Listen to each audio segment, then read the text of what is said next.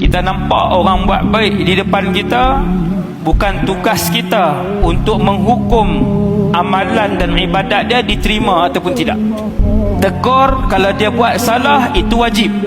Tegur kalau ibadat dia yang dia buat tu ada yang membatalkan wuduk dia, ada yang membatalkan solat dia, itu wajib.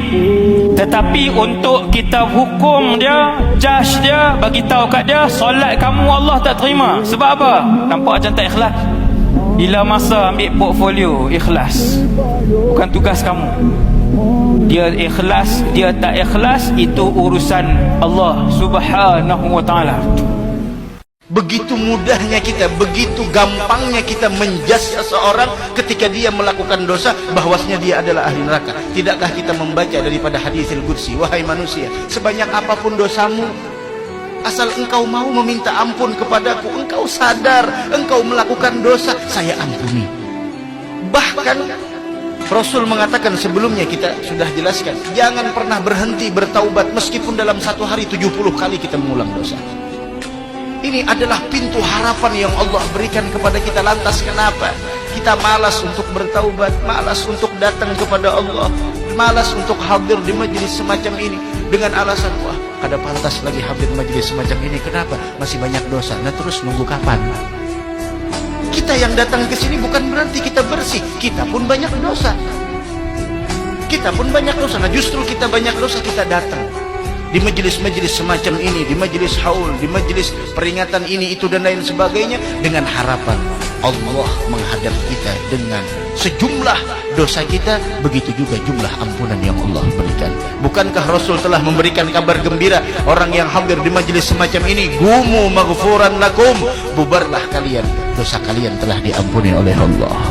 Mudah-mudahan dosa kita diampuni oleh Allah Subhanahu wa ta'ala. Orang pintar bukan IP-nya 4. Orang pintar bukan yang 200 IQ-nya. Orang pintar adalah orang yang pintar-pintar merasakan perasaan sahabat. Kalau kawan tak punya mobil, jangan cerita mobil. Kalau kawan masih ngontrak, jangan cerita kita rumah baru. Kawan tak berbini, jangan cerita istri. Kawan tak berlaki, jangan kita cerita suami. Kawan tak punya anak, jangan kita cerita anak. Jaga hati perasaan orang. Ini penting. Nampaknya simpel, sederhana. Ini tak ada dalam kitab. Ini hanya bisa dirasakan orang yang lama berkawan, lama bersahabat. Halus perasaan di dalam. Rumus hidup simple. Kalau kita tidak bisa memberikan manfaat kepada orang lain, setidaknya jangan membahayakan orang lain. Kalau kita tidak bisa membahagiakan orang lain, setidaknya jangan membuat sedih orang lain. Kalau kita tidak bisa meringankan beban orang lain, setidaknya jangan menyusahkan orang lain. Akan tetapi jadilah umat terbaik dari kalangan umatnya Nabi Muhammad sallallahu alaihi. Sekarang ni banyak anak muda yang suka flex dengan dosa. Dia suka tunjuk, bangga dengan dosa dia.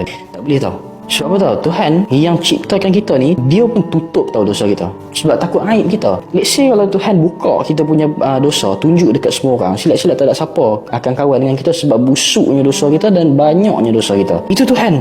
Dia sayang dekat kita. So that's why dia tutup. Tapi kita pula yang tak sayang kat diri kita. Kita pula boleh pergi tunjuk dekat orang. Orang elok-elok tak tahu kita buat dosa. Kita boleh tunjuk dekat orang dan bangga dengan dosa. Tuhan benci. Allah tidak pernah memandang jasad yang Allah lihat hati. Ada orang yang terlihat ahli maksiat, jangan judge dia. Siapa tahu dia lebih bertakwa daripada kita. Ahli maksiat, ya, kita nih dijudge semua orang. Allah bilang dalam Al-Quran apa? Fala tuzakku anfusakum wa a'lamu biman ittaqa. Jangan kau judge manusia, karena Allah yang lebih mengetahui siapa yang bertakwa di antara hamba-Nya. Tuan-tuan, kita nak sayang orang lain pun tak boleh. Kita nak maafkan kesalahan orang lain pun tak boleh. Kerasnya hati kita sehingga kita berkata, aku tidak maafkan dia, sehingga besok di hari kiamat kejinya kita, tuan-tuan.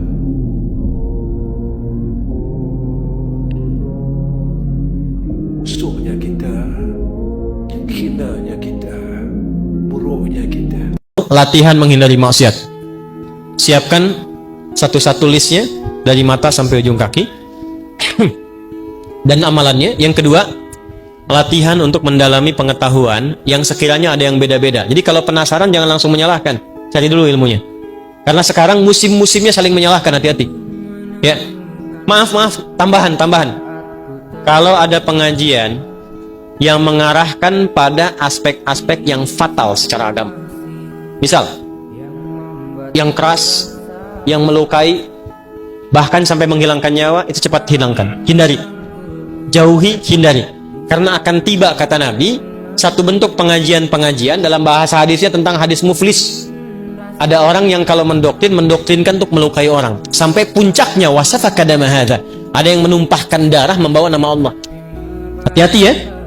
Kalau ada yang ngajak perselisihan, ngajak sampai menumpahkan darah, itu hindari. Karena akan membuat kita bangkrut di hari kiamat. Dan sekarang terjadi.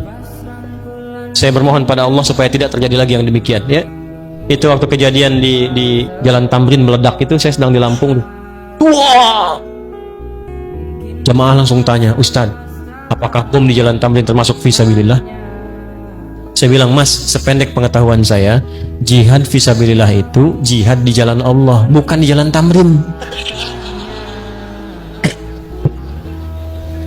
Hati-hati ya. Yang terakhir, praktekkan persaudaraan difasilitasi oleh DKM Kompa. Ustadz-ustadznya kita persaudarakan. Fitrah manusia ni, dia teringin buat baik. Dia teringin sangat nak buat baik. Dia teringin sangat nak jadi baik. Tapi kita selalu dengar dan kita selalu berkata, aku tak kuat. Saya nak buat baik, tapi saya tak kuat. Sebenarnya kita jangan lupa. Selalu kita lupa benda ni. Kita ada Allah. Tak ada siapa kuat dalam dunia ni. Cuma kita lupa yang kita ada Allah. Kita selalu kata, saya tahu, saya ada ilmu, saya nak buat baik. Kita takkan mampu buat baik kalau Allah tak tolong. Inilah yang selalu kita kena letak dalam hati kita. Aku ada Allah. Kalau aku sakit, kita kena cakap, aku ada Allah. Kalau kita ada masalah, kita kena cakap dalam diri kita, aku ada Allah. Kalau kita nak tinggal benda jahat, kita tak kuat. Tapi kita nak sangat berhenti dari buat jahat. Tapi kita tak mampu.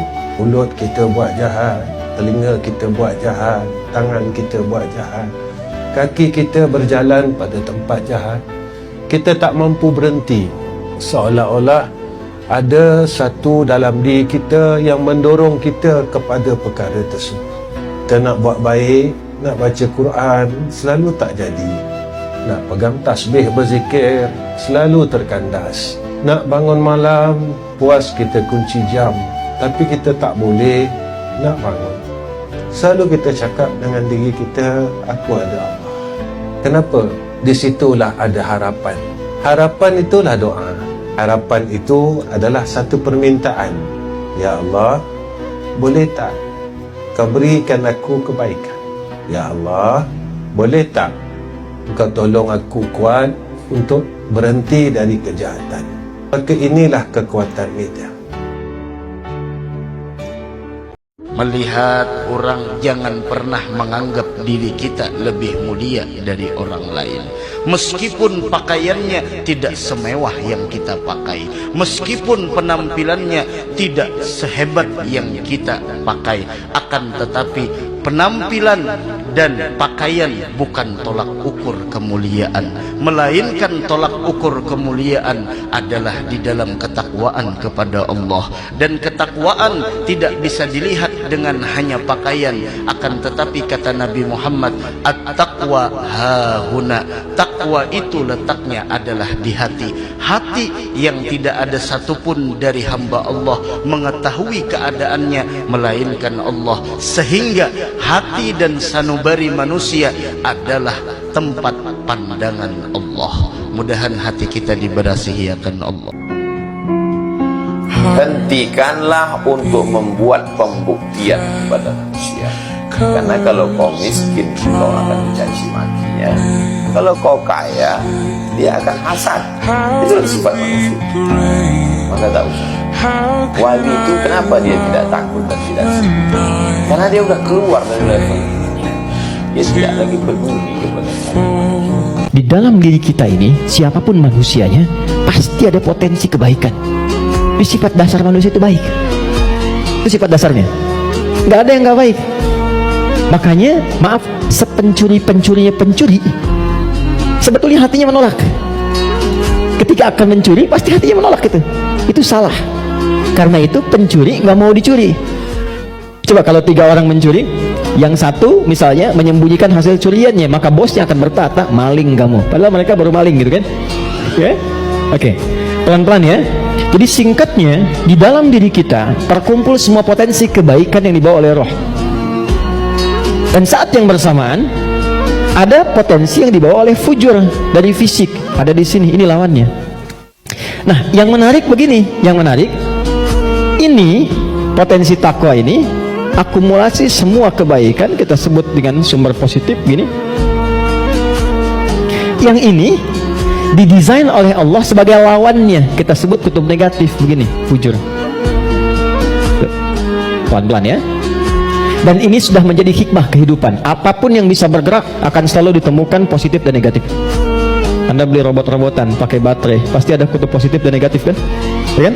Proton dan neutron. Dalam proton nanti ada neuron dan macam-macam, ada partikel, ada atom dan sebagainya. Jelas ya? Ini semua hukumnya sudah begitu.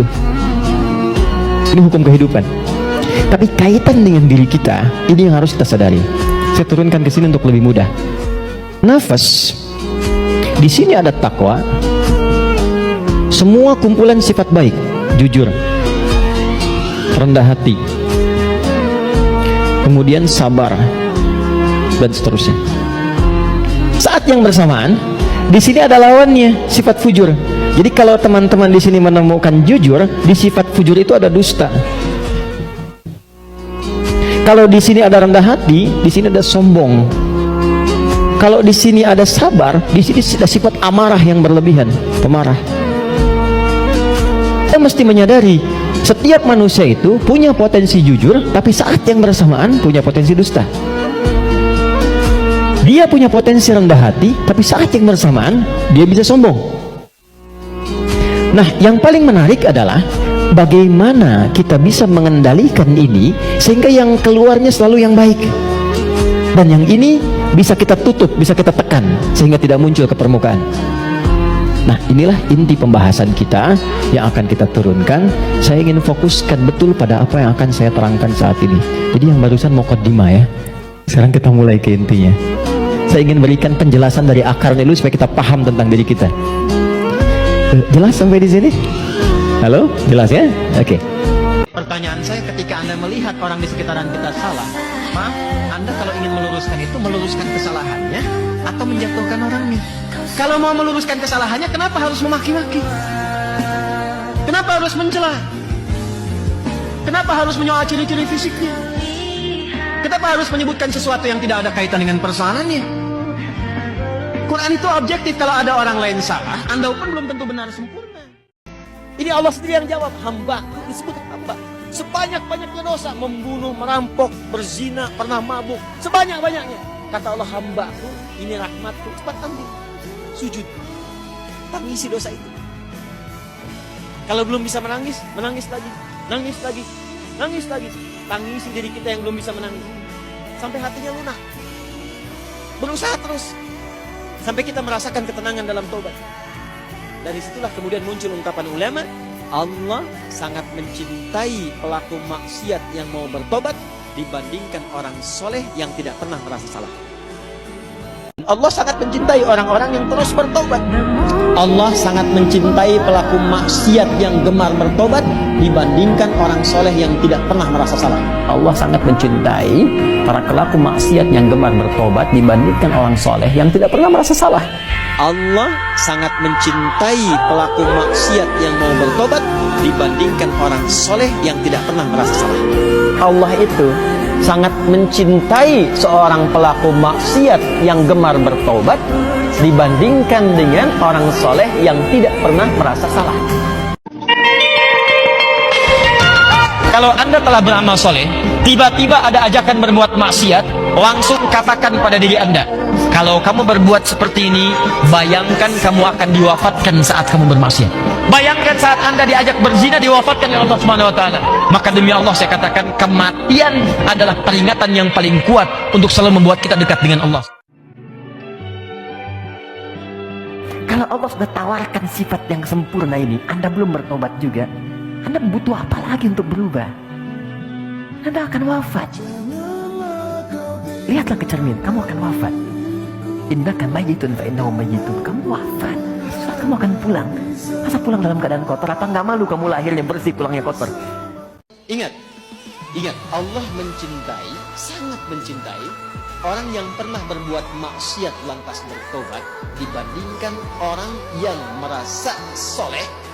Hati-hati, orang yang merasa soleh tapi tidak pernah merasa salah.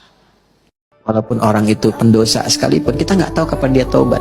Jadi selalu melihat celah kebaikan pada orang lain. Minimal doakan. Ya, sentuh dengan kata-kata yang baik, doakan. Atau kirimi hal-hal yang baik. Mungkin dengan itu jadi pintu hidayah. Anda itu ingin orang berubah baik atau ingin mencelanya? Saya sering katakan ya, kalau ada orang berbuat salah, yang diperbaiki itu perbuatannya, bukan dicela orangnya. Ya, bukan dicela orangnya. Setiap kali kita punya masalah, pertama yang harus kita tanya, jangan-jangan saya nih ada masalah sama Allah. Dan itu yang selalu saya lakukan. Kalau saya punya masalah, saya langsung tanya, nih kayaknya ada yang nggak benar nih saya sama Allah. Mungkin sholatnya kurang khusyuk, mungkin beberapa kali jadi nggak sholat di masjid karena sibuk atau karena ketiduran, karena apa? Kalau misalnya dia tahajud, terus tiba-tiba beberapa malam ini dia nggak tahajud, akhirnya Allah kasih musibah mancing biar dia tahajud lagi. Kebiasaan dia tilawah 1 juz, tiba-tiba beberapa hari ini cuma beberapa lembar, Allah kasih masalah. Pokoknya kalau kita dapat masalah, yang pertama harus kita evaluasi hubungan kita dengan Allah. Kita ini lemah, yang nguatin siapa? Allah. Kita ini bodoh, yang ngasih ilmu siapa? Allah. Kita ini nggak tahu apa-apa, yang ngasih tahu siapa? Allah. Semua urusan dalam genggaman siapa? Allah. Bagi Allah nggak ada yang sulit. Kalau Allah sudah mau, mudah bagi Allah. Betul? Allah itu pasti kalau kita mau bertobat akan mengampuni dosa kita. Tidak ada sejarahnya orang mau tobat tidak diampuni. Tidak ada sejarahnya. Orang tobat pasti diampuni kalau benar tobatnya. Perhatikan, ketika tobat diberikan dan ampunan diturunkan, maka Allah akan menurunkan rahmat banyak dari langit turun kepada Anda. Bahkan dalam hadis Bukhari, hati-hati teman-teman. Walaupun kita tahu masa lalu orang, di sebelah kita di pengajian dulu kita tahu masa lalunya, sekarang sudah baik. Jangan pernah menghina dia. Ya, apalagi kita mengatakan kau tidak akan diampuni sama Allah. Saya tahu masa lalumu kok.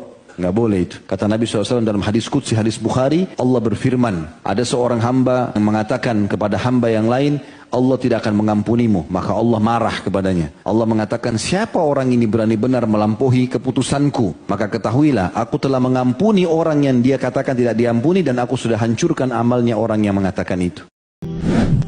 Kalau ada di antara Bapak Ibu yang bertanya pada saya, Ustaz saya sudah coba khusyuk tapi tidak bisa, masih terasa kayak ada hambatan-hambatan, apa kira-kira sebabnya? Jawabannya cuma satu, Bapak Ibu masih memiliki dosa yang menghambat itu. Selama dosa masih ada, yakinlah tidak akan pernah bisa khusyuk. Makin banyak dosa itu, makin berlipat-lipat, makin diulang-ulang setiap hari, maka makin jauh dari Allah Subhanahu wa Ta'ala. Seperti orang yang tenggelam ke dalam lautan, dia belum keluar ke dasarnya, dia kemudian menelan lebih banyak air, maka makin tenggelam dan bisa meninggal dunia. Seperti itulah orang yang berbuat dosa. Maka berbanyak istighfar, seminggu, 2 minggu, sebulan. Sampai Abdullah bin Umar mengatakan radhiyallahu anhu, terkenal dengan sahibut ta'asiyah, tidak ada sunnah Nabi yang ditinggalkan, selalu dikerjakan. Beliau mengatakan, saya tahu atau saya pernah berbuat dosa, tapi beliau tidak sebutkan, saya pernah berbuat dosa, pelanggaran yang itu kecil di mata saya, mungkin sebuah pelanggaran kecil. Ternyata Allah Subhanahu wa Ta'ala mengharamkan saya dari sholat subuh berjamaah sebulan. Jadi kalau ada orang di antara bapak-bapak yang sholat subuh kebablasan tidur, Allah sangat mencintai orang-orang yang terus bertobat. Allah sangat mencintai pelaku maksiat yang gemar bertobat dibandingkan orang soleh yang tidak pernah merasa salah. Allah sangat mencintai para pelaku maksiat yang gemar bertobat dibandingkan orang soleh yang tidak pernah merasa salah. Allah sangat mencintai pelaku maksiat yang mau bertobat dibandingkan orang soleh yang tidak pernah merasa salah. Allah itu sangat mencintai seorang pelaku maksiat yang gemar bertobat dibandingkan dengan orang soleh yang tidak pernah merasa salah. Hidup nih ujian. Ujian itu macam mana? Macam kita ambil periksa. Soalan 5 tambah 5 berapa? Hak seorang jawab 5 tambah 5 10. Hak seorang lagi jawab 5 tambah 5 10. Hak seorang hujung jawab 5 tambah 5 11. Cikgu lalu, cikgu semak 5 tambah 5 10. Cikgu angguk 5 tambah 5 10. Cikgu angguk 5 tambah 5 11. Cikgu angguk. Awak cikgu tu bodoh, dia tu jawab salah. Awak hang tak bagi jawapan dia. Pasal apa cikgu tak bagi jawapan dia? Sebab tengah berlaku ujian. Kalau cikgu sayang dekat dia, cikgu tak boleh bagi jawapan. Kalau cikgu bagi jawapan dekat dia, cikgu tidak adil kepada dua orang yang ada. Macam tu juga hidup. Allah tak akan bawa turun mai jawapan dekat kita. Kalau Allah bawa turun jawapan kat hamba, dia tak adil dengan aku. Sebab dulu aku tak dapat jawapan, aku kena cari sendiri.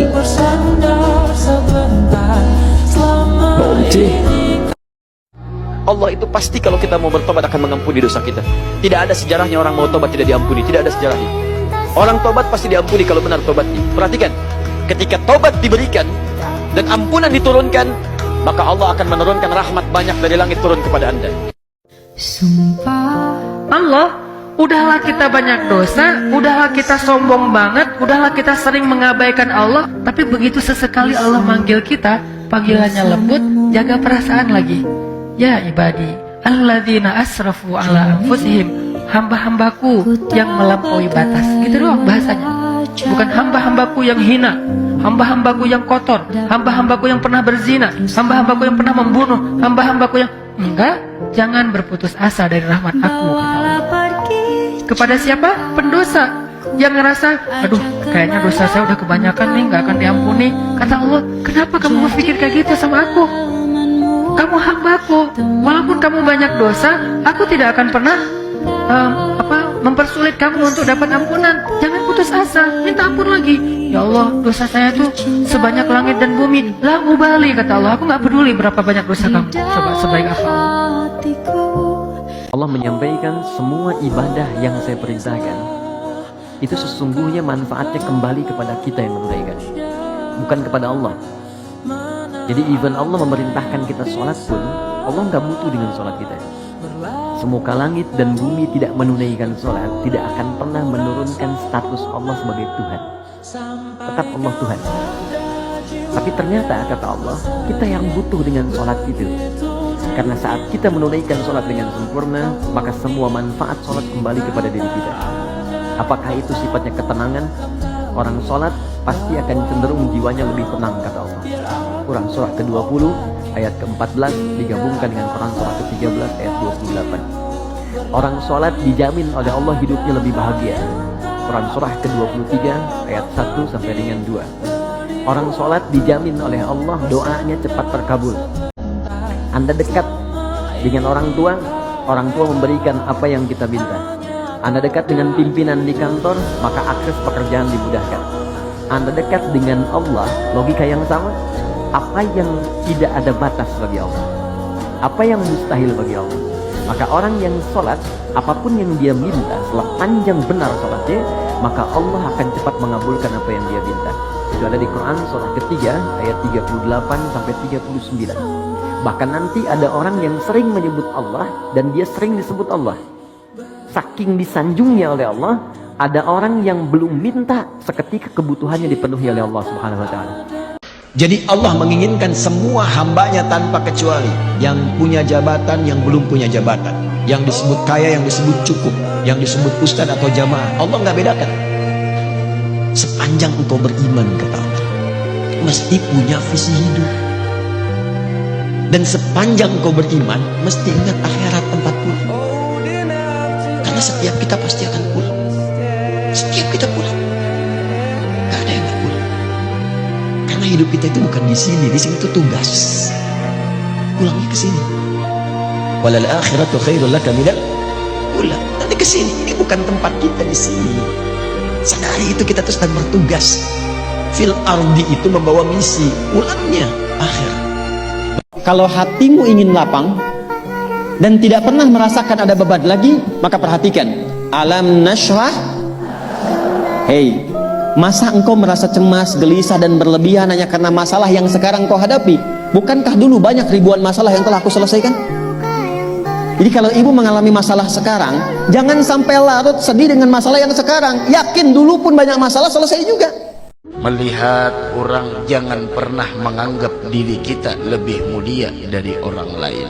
Meskipun pakaiannya tidak semewah yang kita pakai, meskipun penampilannya tidak sehebat yang kita pakai, akan tetapi penampilan dan pakaian bukan tolak ukur kemuliaan, melainkan tolak ukur kemuliaan adalah di dalam ketakwaan kepada Allah. Dan ketakwaan tidak bisa dilihat dengan hanya pakaian, akan tetapi kata Nabi Muhammad, at-taqwa hahuna, takwa itu letaknya adalah di hati. Hati yang tidak ada satupun dari hamba Allah mengetahui keadaannya melainkan Allah, sehingga hati dan sanubari manusia adalah tempat pandangan Allah. Mudahan hati kita diberasihi akan Allah.